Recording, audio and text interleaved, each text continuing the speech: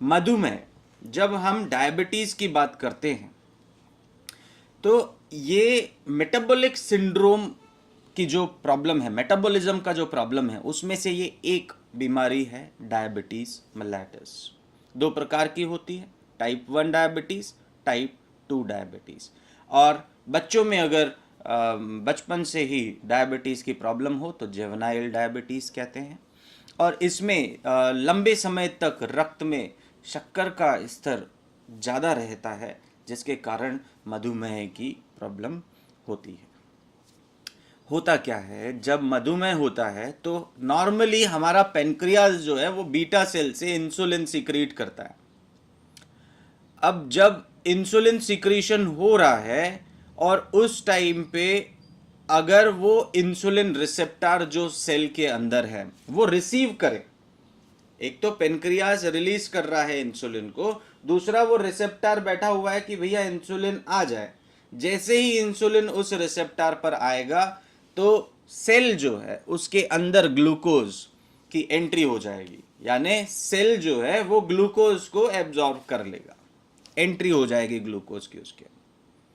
पर मान लीजिए रिसेप्टर अपना काम करने के लिए बैठा हुआ है, पर पेनक्रियास जो है पूरी तरह से जो है वो डिस्ट्रॉयड है, जहां पर वो अपना इंसुलिन प्रोड्यूस नहीं कर पा रहा है और वहां पर रिसेप्टर तो है पर इंसुलिन उस रिसेप्टर तक नहीं पहुंच रहा है, जिससे कि ग्लूकोज की एंट्री नहीं हो रही, जिसके कारण कंटिन्यू ब्लड शुगर लेवल्स बढ़े रहते हैं और जिसमें हमको बाहर से इंसुलिन देने की आवश्यकता पड़ती है। जो थर्ड जो टाइप 2 डायबिटीज है उसमें क्या होता है, इंसुलिन का प्रोडक्शन तो हो रहा है पर उसमें प्रोडक्शन की लेवल्स जो है वो कम है। अब पूरी तरह से बॉडी प्रोड्यूस नहीं कर पा रहा है जितना ग्लूकोज है, रिसेप्टर भी है रिसीव करने के लिए, वहां पर आसानी से रिसेप्टर जो है वो इंसुलिन को लेने के लिए बैठा हुआ है, पर चूंकि प्रोडक्शन ही कम है इंसुलिन का तो ग्लूकोज जो है लिमिटेड मात्रा में अंदर जा रहा है, ज्यादा मात्रा में एंटर नहीं हो पा रहा है। इसका कारण क्या हो सकता है, कारण के ऊपर जानते हैं।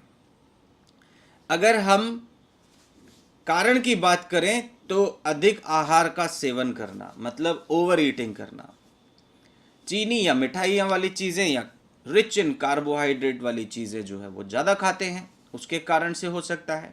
घी तेल चिकनाई वाली चीज़ें, मैदे से बनी वस्तु, मांस मछली अंडा नॉन वेजिटेरियन खाना या नशीली वस्तुओं का सेवन करना, ये कुछ कारण हैं जिसके कारण से डायबिटीज़ बढ़ता है। यहाँ तक कि हमारे अशुभ चिंतन से भी, हमारे अशुभ विचारों से भी मधुमेह हो सकता है, जैसे चिंता करना, मानसिक तनाव, गलत विचार, उचित शारीरिक श्रम नहीं करना, आवश्यक विश्राम नहीं लेना। अगर हम व्यायाम नहीं करेंगे तो वो इंसुलिन जो सिक्रीट हुआ है वो ग्लूकोज यूज्ड अप कैसे होगा सेल से, वो होगा ही नहीं। तो कहने का मतलब है आहार का संतुलन, व्यायाम का नियम, ये दोनों आपके शुगर लेवल्स को बैलेंस करने में मददगार रहते हैं। ये कुछ कारण अगर हम दूर कर लें तो, और प्रोडक्शन हम अगर इंसुलिन का बढ़ाएं तो डायबिटीज को कंट्रोल पूरी तरह से किया जा सकता है। कुछ लक्षण हैं जो कि मधुमेह में होते हैं, बार बार यूरिन आना, मूत्र आना, मूत्र का रंग पीला होना, मूत्र गंदा होना, बदबू उसमें ज़्यादा आना, गंध आना, और दुर्बलता अनुभव करना, मीन्स वीकनेस आप महसूस करते हैं, और प्यास अधिक लगना, भूख अधिक लगना, पेट में जलन होना, ये भी इसके लक्षण हैं। शरीर का वजन व आँखों की दृष्टि घटते रहना, क्योंकि ये फर्दर लीड करेगा आपकी प्रॉब्लम को, जहाँ पर आपको आईज में प्रॉब्लम होगी तो डायबिटीज़ रेटिनोपैथी, जहाँ पर नर्व्स में प्रॉब्लम होगी अगर शुगर लेवल्स ज़्यादा है तो डायबिटीज़ न्यूरोपैथी, ये नेफ्रॉन्स में प्रॉब्लम करेगा तो डायबिटीज़ नेफ्रोपैथी। अगर इसने पूरी तरह से आपकी आँखों को ये यहाँ तक कि अगर शुगर लेवल्स बढ़ जाएं, ग्लाकोमा का प्रॉब्लम हो सकता है, तो दृष्टि कमजोर हो सकती। कहने का तात्पर्य यह है, बेसिक कारण जो मैंने आपको बताया, जो कि ये कारण हैं, इन कारणों को दूर करिए, शुगर लेवल आपका मेंटेन होगा, ये लक्षण धीरे धीरे ठीक होंगे और आपकी शुगर लेवल हमेशा नॉर्मल रहेगी। दूसरा, कोई भी घाव अगर होगा स्किन में या ऊन फॉर्मेशन होगा, तो उससे क्या होगा, वो हीलिंग होने में टाइम लगेगा क्योंकि शुगर लेवल्स बढ़ी हुई हैं। और प्यास अधिक लगना, ये एक भूख अधिक लगना, प्यास अधिक लगना, ये डायबिटीज़ के प्रॉम्प्ट लक्षण हैं, जिससे कि हमें ये पता चलता है कि शुगर लेवल्स बढ़ गई हैं। हम क्या करते हैं, मेडिसिन का डोसेज चालू कर देते हैं। उससे क्या होगा, शुगर लेवल्स टेम्पररी उस लेवल्स तक तो कंट्रोल हो जाएंगी, पर वापस से शुगर लेवल्स बढ़ जाएंगे। देखिए, अगर खाने में कंट्रोल नहीं किया तो क्या होगा, मेडिसिन तो कुछ समय के लिए शुगर लेवल्स को कम कर देगा, पर उसके बाद क्या होगा, वापस से ये ब्लड स्ट्रीम में आ जाएगा। जब तक उसका असर है तब तक कंट्रोल रहेगा। हमारा ये दायित्व है कि हम आहार में परिवर्तन करें, व्यायाम का नियम अपनाएं और आहार को संतुलन करेंगे तो उससे प्रोडक्शन भी जो है अच्छा होगा। और व्यायाम जब करते हैं, जब पेट वाले व्यायाम करते हैं, योग अभ्यास करते हैं, भस्त्रिका प्राणायाम करते हैं, तो इससे क्या होगा, एब्डोमिनल पंपिंग, भस्त्रिका करने से जब एब्डोमिनल पंपिंग होती है तो रक्त संचार पेनक्रियास की तरफ बढ़ता है, और जब रक्त संचार बढ़ेगा तो बीटा सेल्स जो है वो इंसुलिन प्रोड्यूस करेंगी। नहीं तो आहार ही औषधि, हम जो ग्रीन इंसुलिन खाने में अवेलेबल होता है, औषधीय आहार में जो अवेलेबल होता है, वो औषधीय आहार देते हैं, जिससे कि शुगर लेवल्स कंट्रोल होती हैं। तो अचूक प्राकृतिक उपाय एवं उपचार क्या करना है। उपचार में नीम के पानी का एनीमा लेना है, उसके बाद में व्यायाम करना है, चाहे टहलने का आप एक नियम अपनाएं, वॉक करने के लिए आप डेली जाएं, या चाहे लूजनिंग एक्सरसाइजेस करें या कुछ योग अभ्यास करें। न्यूट्रल कटी स्नान आपके लिए बहुत उपयोगी है, जहाँ पर गुनगुना पानी टब में आप भर के 15 से 20 मिनट के लिए आप उसके अंदर बैठे, नहाने से पहले ये प्रक्रिया आपको करनी है।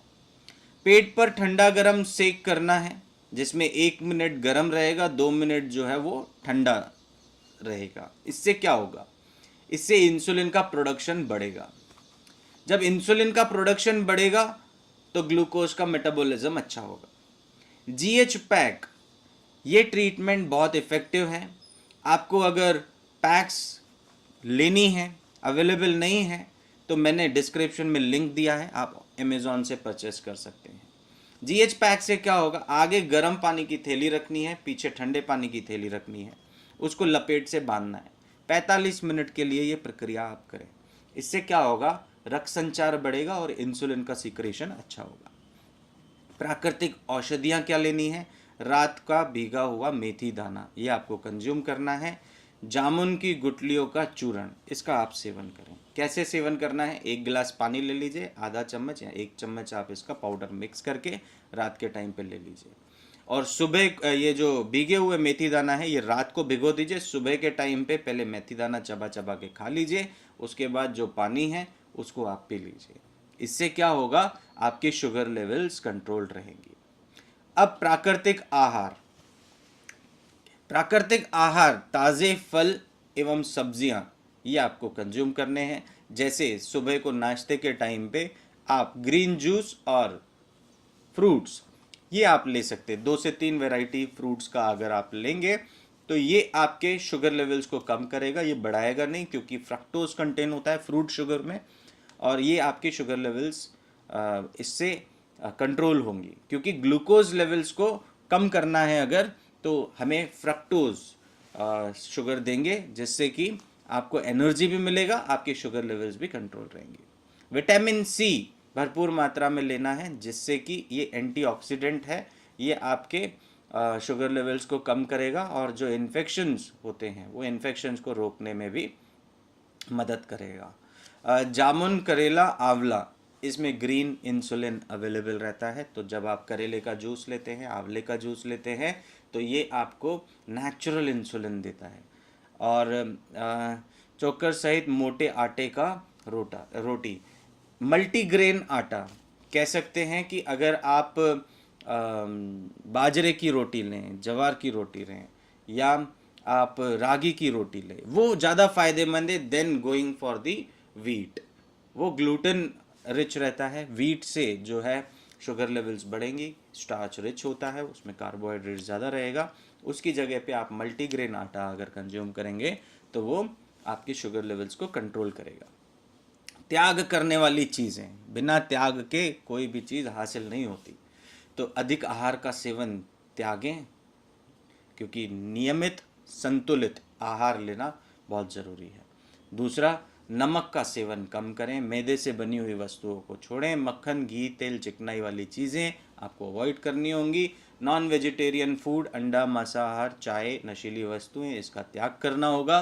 चीनी या मीठी चीज़ें, मिल्क प्रोडक्ट्स वाली चीज़ें, वो आपको अवॉइड करनी होंगी।